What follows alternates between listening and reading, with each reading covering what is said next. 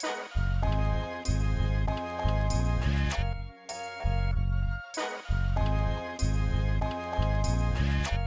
guys, I had the opportunity to talk with Coach Harper today, and she said Caroline, she's an extremely hard worker, and she's always ready to do what's right. Tennessee will be taking on the University of South Carolina, and for the Volunteers, this game, it's personal. Well, we've all heard a lot about Tennessee basketball this season, and a lot of that, it's centered around senior transfer Dalton Connect, who has averaged 32 points over the past 5 games. The 22nd ranked Vols finished off their trip to the Bahamas as they took on the 3rd ranked Kansas Jayhawks in the battle for Atlanta's championship game. Let's roll the highlight.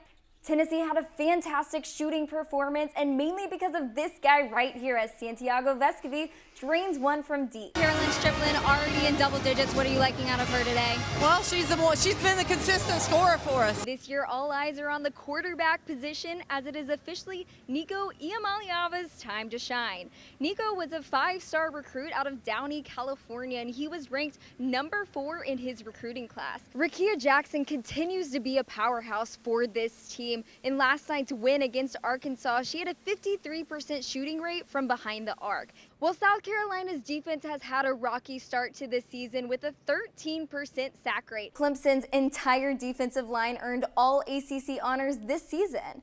Now, as the Vols are headed to Miami to take on the Clemson Tigers, Scott, what do you think the Vols really need to do in order to win this game? With an SEC record of 60 wins this season, Coach Vitello also had 8 players who were drafted in this year's MLB draft. Let's look at the Nets. They now have 4 all-star players on their team. I mean, their biggest challenge is just going to be forming that cohesion and figuring out how to work well together. Well, Tennessee, it's here. We have officially reached the 3rd week in October, and you know what that means. Hey guys, Gabriella Genereaux here. The University of Tennessee baseball team has officially reached the top, being named the #1 baseball team in the nation. Coach, your team has been really aggressive in the first half with 6 steals, a big one there going into half to cut the lead. What are you liking out of them so far? You know, they're a very good offensive team. With both Pierce and Barron, who are individually top 20 in the country in sacks, it will be an interesting matchup to keep our eyes on this Saturday. Both teams are featured in the AP Top 25 ranking, with Tennessee at 11 and the Florida Gators at 20. They even went dog sledding on the last day they were there, and he said that was a big highlight for his team. Let's take a quick trip back to 2003. The cost of gas is $1.83 a gallon. It's the year Apple launched iTunes. And oh yeah, it was the last time the Vols got a win in Gainesville. Now in a sold-out Neyland Stadium at a primetime game where Coach Heupel has told his fans they better show up and they better be loud. In Neyland Stadium, I'm Gabriella Genereaux.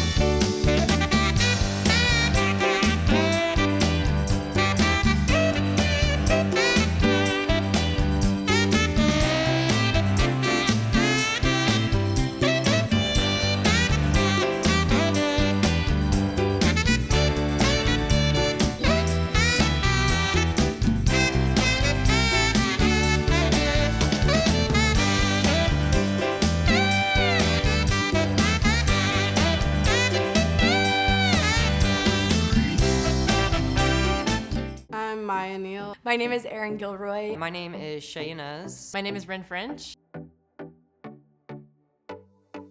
Tennessee felt like the place to me in all aspects. It covered pretty much every base that I was looking for, from the community to the facilities to the staff. They're so involved with athletics. The community is so passionate. It instantly felt like home to me. Something that really stood out to me is I wanted to be in a city where everyone here loved the athletic department. And so when I came to Tennessee, everywhere you went in the city, there was orange, the power tee. The facilities are top-notch, some of the best in the country. And once you stepped into Regal, I kind of couldn't imagine myself going anywhere else. Joe and John, they asked a lot out of me and, challenged me to become better and grow. And I think they'll even say my freshman year to my senior year, I was a completely different person. I wish I could go back, to be honest. I think living those 4 years, everything was amazing. Like, you were treated like a professional here. The food's amazing. The facilities are unreal, and it's just well taken care of. So I think that, that's just credit to the university in general. I believe my experience here at Tennessee was second to none. Tennessee prepared me for professional soccer with the environment being very competitive and the standards being high. The support that they have for women's sports, I think, is the foundation of all Tennessee sports, and they set the standard for schools all across the country, so that really made my experience worthwhile. As a student athlete, your life is overwhelming at times, but the university provides everything that you might need to be as successful as you can possibly be, from tutors to nutrition to strength training to psychologists to anyone that you may need to help you in every aspect of your life. So you'll never feel alone and you'll always feel like you have support. The outside community, there's so many alumni here that are willing to help you and want to help you, so the connections I had leaving Tennessee have helped me in my career now and will moving forward.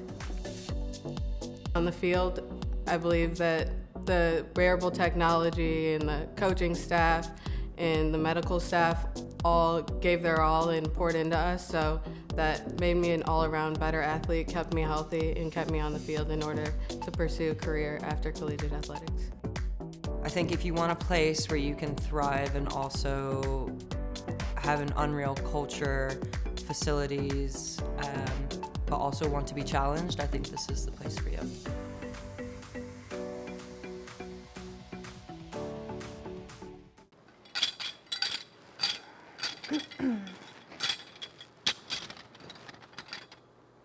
Is this too much?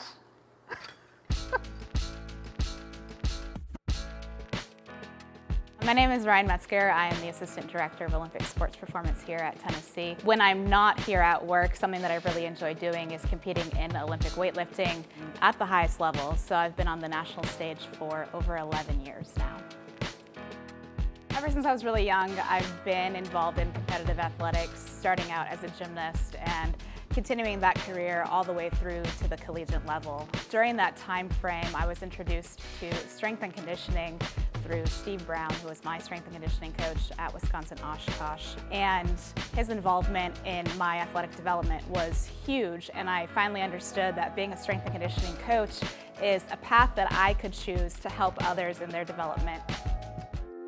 So when my collegiate gymnastics career was over, I transitioned into the sport of weightlifting. I'm the youngest of 5 kids. I have 2 older brothers that were relentless.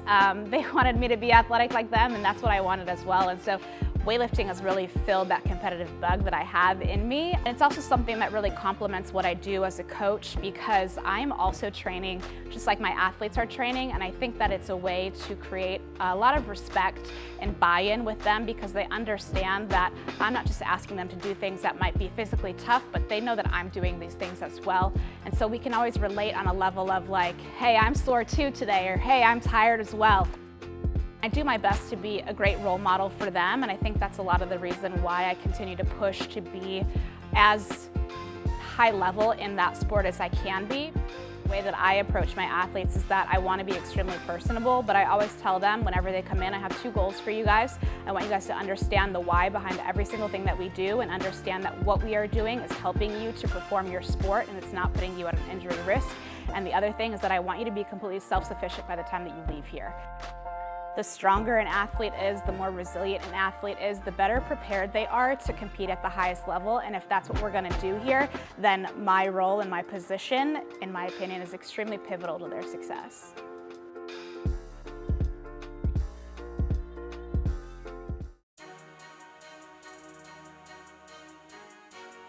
The process of me becoming on the team started around the age of 16. My dad was born and raised in Jamaica, so then that allowed me to be eligible for a citizenship. I was invited to the U17 camp. The following year, I was called back into the U20s for the World Cup qualifying tournament. And then after that, last September was my first time with the senior team, and that was the start of everything, basically.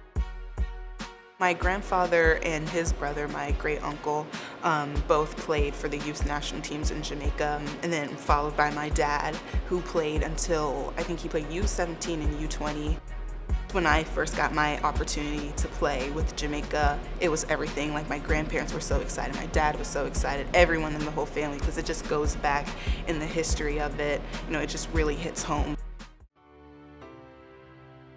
So the last World Cup in 2019, we lost all 3 group stage games. So going into our very first game against France, ranked top 10 in the world for FIFA rankings as far as national team goes, like, we were just going in not scared. We knew, you know, we have the talent. But when that final whistle blew and we got that 1-1 draw, it was just, you could hear the birds singing, honestly. Then the very next game following against Panama, getting those 3 points that was another historical moment. Getting our first ever point and then our first ever win. And at that point, we were feeling very confident about making it to the round of 16, which no one thought we would do. I mean, getting a point, let alone 3, was one thing, but to advance was another. So, like, it just showed the fight that every single last one of the girls and the coaches have.